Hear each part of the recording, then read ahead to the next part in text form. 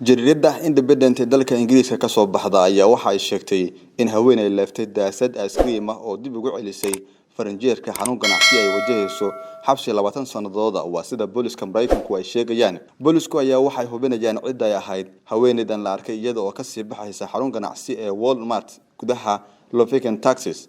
saacadu markay ahayd 12 habeenimo June 28keedii.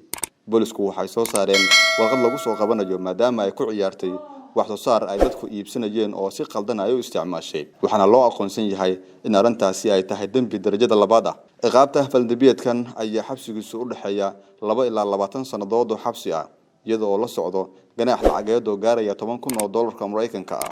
Waa sida uu dhigayo sharciga Texas. Muuqaalka dhacdadan ayaa la soo dhigay barta Twitter-ka. Waxaa ka soo muuqday haweeney si wanaagsan wajigeeda loo arki karo oo magaceeda lagu sheegay Lakin Laser. Waxaa daawatay 12 milyan oo dhamaadka bishii June. Boolisku sidoo kale waxa ay raadinayaan nin la socday oo la sheegay inuu muuqaalka dhacdadan u duubay kaas oo isaguna ku dhiirigelinayay inay leefto caaga jalaatada inta aanay faranjeerka dib ugu celin.